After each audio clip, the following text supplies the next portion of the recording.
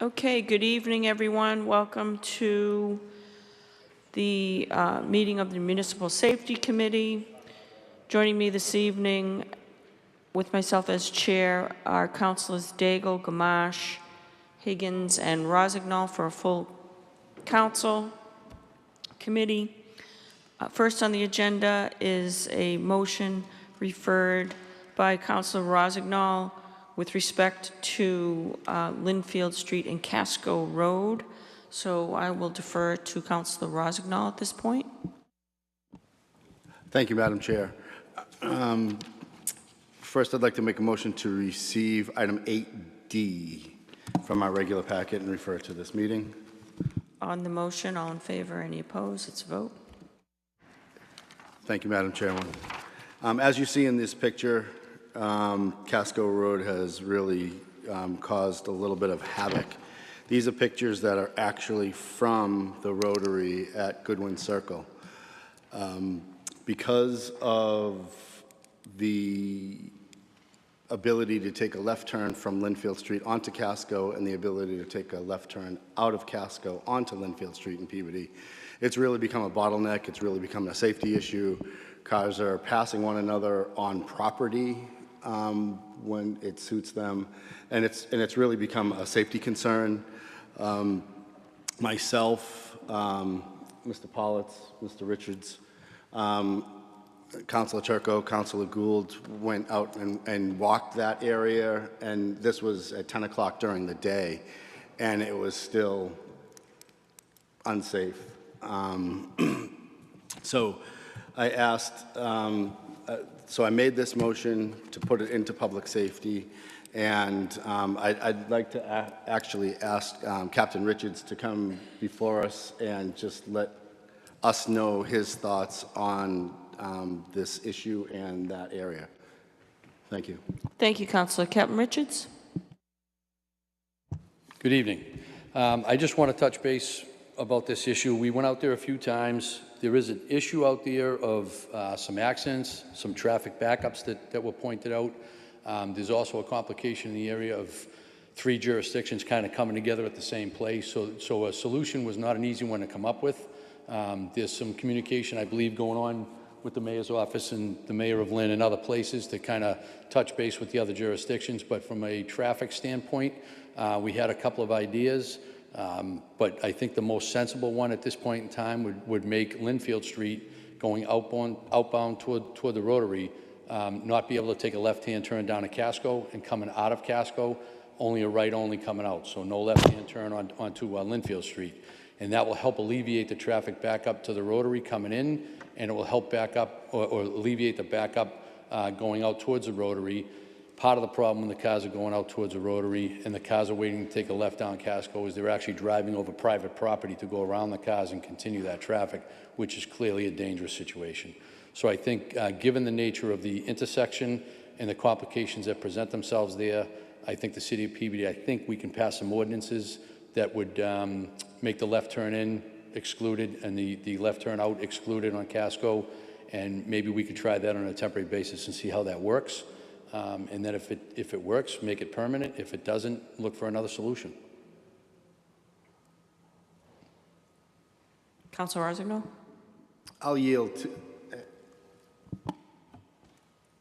Other councilors? Councilor Turco? Thank you, Madam Chairman. If there's nobody else from the committee, I thank you for allowing me to speak.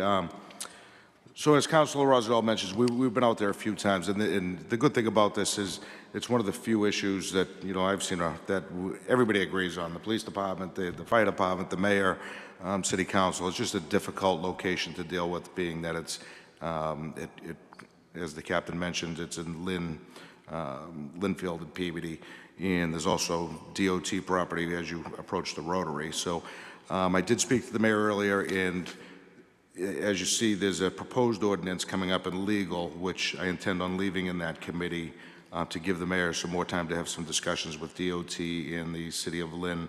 I believe the mayor has had at least one discussion with the mayor of Lynn, but that needs to continue with.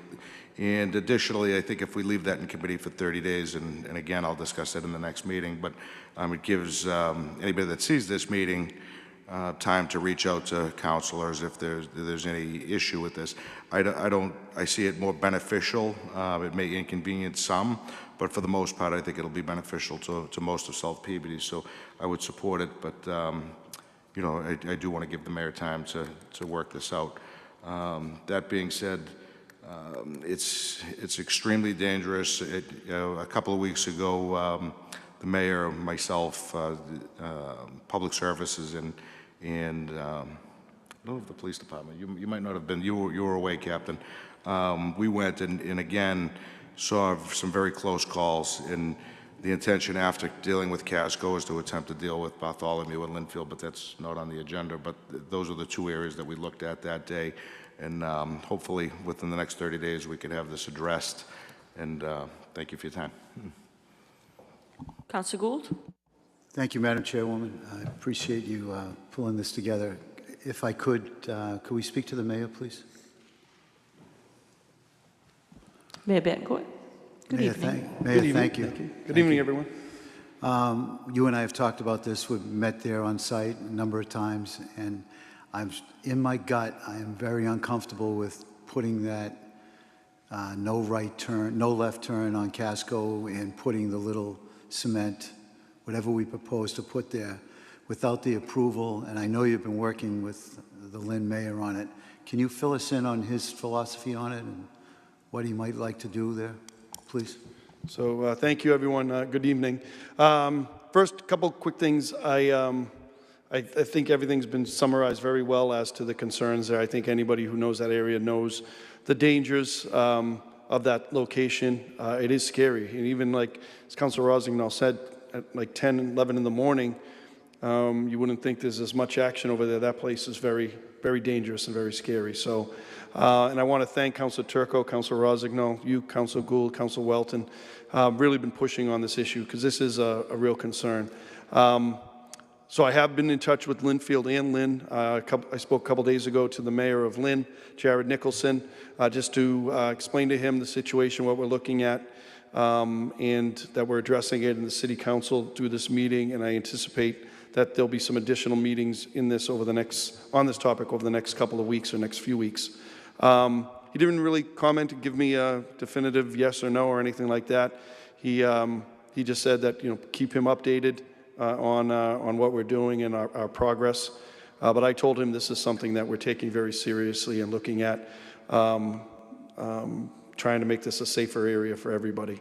Certainly would have an impact on Peabody residents because a number of Peabody residents do use that as a cut through the back way from Browns Pond area, but certainly would have an effect more on Lynn residents. But I do think, as Councilor Turco said well, that you know, it's adding a little bit of an inconvenience and maybe a little additional time to people trying to avoid the rotary. But this is something that I think we need to act on. So I'm on board with moving this forward. I'm going to reach back out. I told the mayor that I'd reach back out to him at the conclusion of this meeting, so I'll reach out to him probably not tomorrow, but very early next week, and see where things are and give him kind of an update. But I wanted to make sure he knew that this is something we're looking at as a community very seriously. Thank you, Mayor. You mentioned that the delineation of the line, the property line, the jurisdiction line, I should say, isn't as obvious as it was before. It's further back down the edge of Casco. The actual top area is Peabody property. So we did do a survey. We wanted to figure out, because it is, I've always been told, and things that I looked at in the past, it kind of converges Linfield and Peabody right at that location, right at Casco.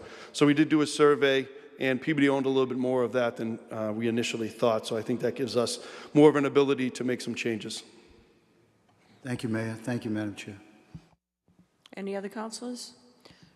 Thank you. I do have, for clarification, Mayor, you might be able to assist in the clarification, but Captain Richards, just for reporting out purposes, did you say you wanted to do a trial basis before proposing an ordinance?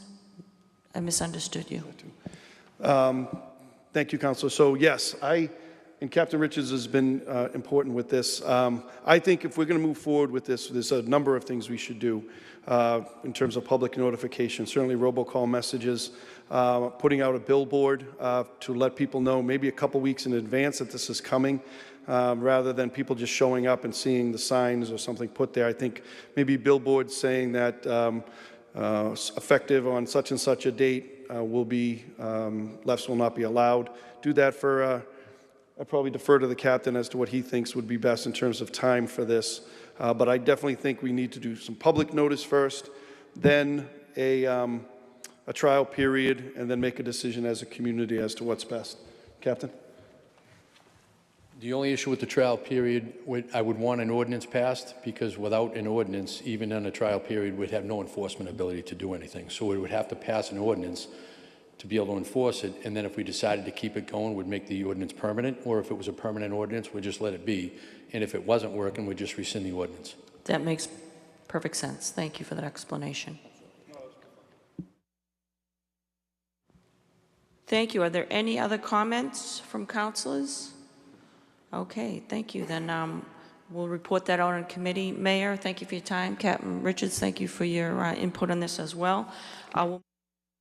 We will move on to the second item on the agenda, which was a co-motion referred by Councilors Daigle and Gamache.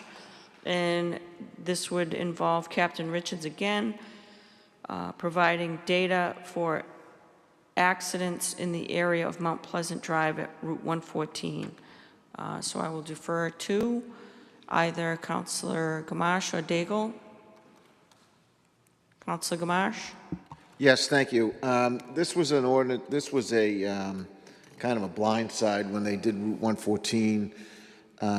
They had placed a no left turn sign at the bottom of Mount Pleasant, and unbeknownst to us, because there wasn't one there for many, many years, I wanted to have Captain Richards address the situation, because the neighbors were quite upset that the traffic couldn't take a left.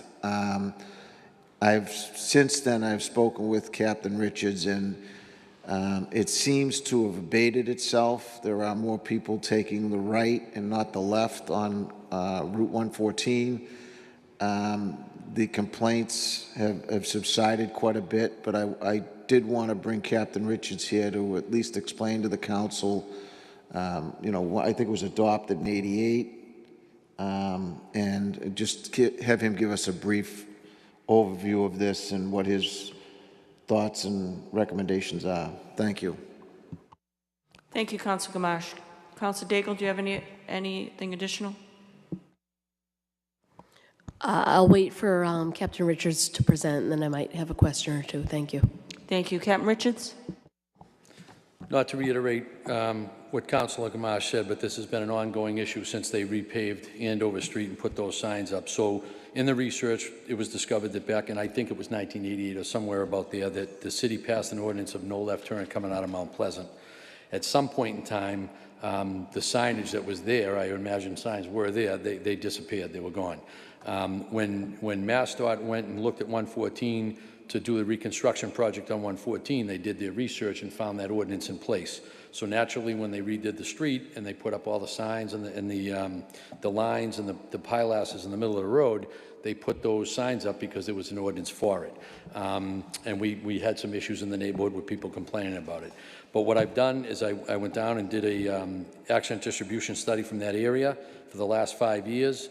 And we found, and I used the RMV database, so that means any accident that was reported through the Peabody Police, State Police, or even self-reported, as long as the reports were sent to the registry, they go into this database. So I didn't just look at our own records because the state may have done something.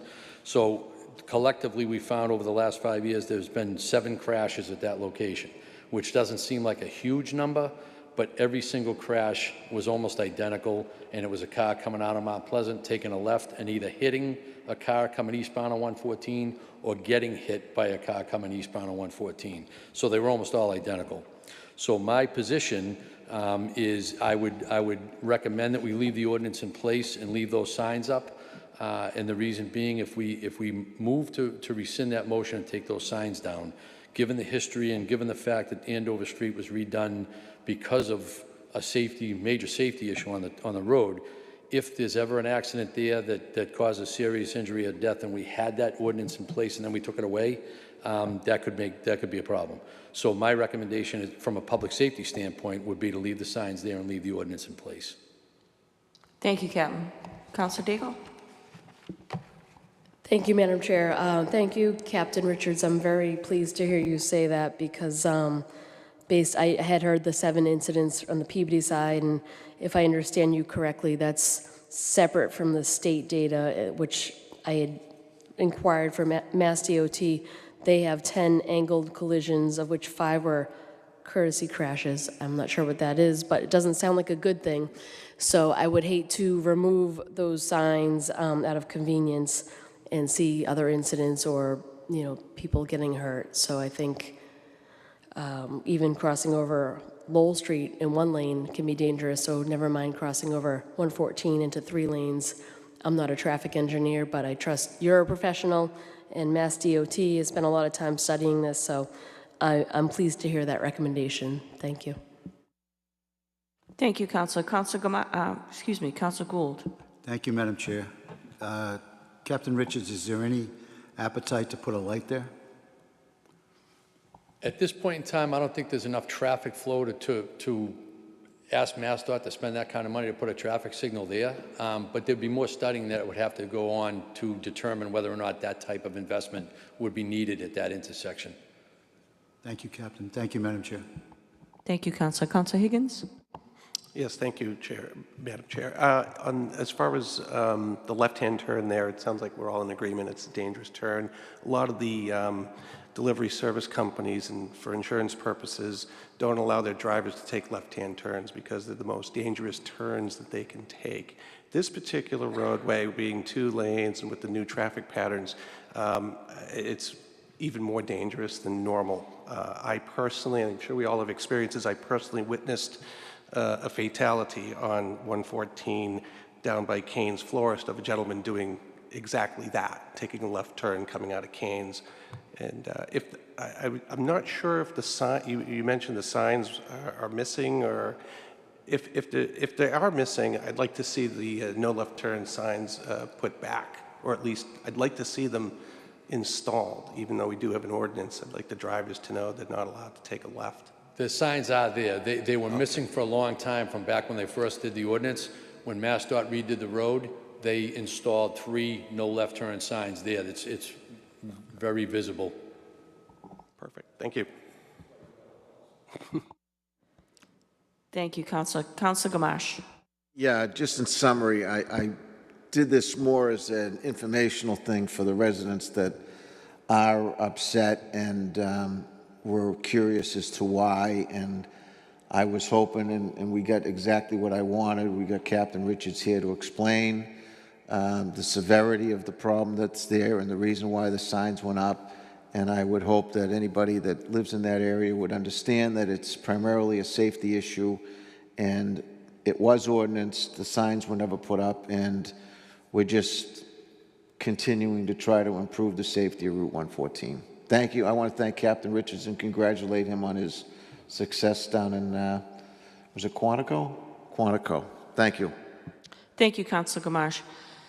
And I think it's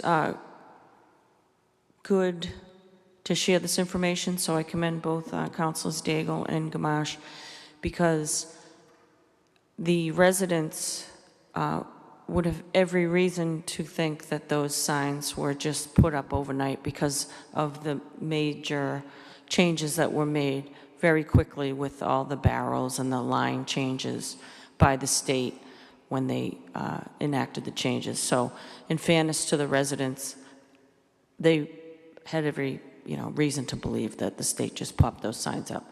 But they are driven by an ordinance, so that kind of clears everything up. And so I appreciate you two bringing this forward, and I appreciate Captain Richards, your work on this. And while we have you, there was a mention from Councilor Turco about Bartholomew, that intersection there. Do you have any update for us or on the status of that and what the plans are moving forward since we have you? We've actually met out at Bartholomew Street, at Linfield Street several times too, and there's been several discussions about different remedies to try to help out with the problem at that intersection. I believe, if I'm not mistaken, right now the plan is to use some fog lines and some hash marks to delineate 2 lanes of travel going by Bartholomew Street to try to help alleviate cars going around and passing cars when they're turning, because right now that section of road is very, very wide at Linfield Street, at Bartholomew Street. So if we can put up single lane signs and put up some, or paint some lines delineating 2 lanes of travel, I think that will help alleviate the problem. I don't know if it'll cure it, but it'll certainly help alleviate the problem, and I believe that's where we're at this point in time with Bartholomew Street. Maybe Councilor Turco knows better or knows more than me, but I believe that's where we're at. Councilor Turco? Thank you, Madam Chairwoman, and yeah, thank you for bringing that up. So the DPW director, the mayor, myself, I believe Councilor Walton had met at the Bartholomew site. The intention for now, and this is just a trial, is to take, I think it's the westbound lane coming from the Rotary toward Bartholomew Street. There would be delineators placed on the right-hand side of the road to define the single lane and prevent people from passing on the right. If you were to pass on the left, you would actually be on the wrong side of the street. So it would basically define the lane and prevent people from passing each other at that intersection, thus making it safer to turn off of Bartholomew instead of worrying about 2 cars. You're just worried about the car that you visually see. On the eastbound side, coming from Land and Sea toward Bartholomew Street, it would just be a painted hash mark island and fog lines defining the single lane, and hopefully keeping people straight without passing one another. Thank you, Councilor. Any other remarks from my colleagues? And do we have an estimate of when that might be implemented? Either of you, or is it still a work in progress? I believe they're going to try both at the same time, the Casco Road issue and Bartholomew, and I believe the intention is to get that in by the summer. So let's say, middle of June, for at least the trial period. On both will be a trial to see how those work. Thank you, Councilor. Councilor Rossignol? On that, Mr. Pollitt was basically waiting for spring. He didn't want to do and implement fog lines in the wintertime where they'd be plowed over or erased, wouldn't really be paid attention to. So he was waiting for the weather to change to at least implement those changes. Thank you very much. One thing I'd like to add, if I may, the mayor had mentioned the length of time of these trial periods. I would say at least 60 to 90 days before we can determine whether or not something is valid or not and working. So at least 60 to 90 days. Thank you, Captain. Anything further? Being none, motion to adjourn? So moved. Councilor Rossignol, motion. All in favor? Any opposed? It's a vote. Thanks again, Captain, and welcome back.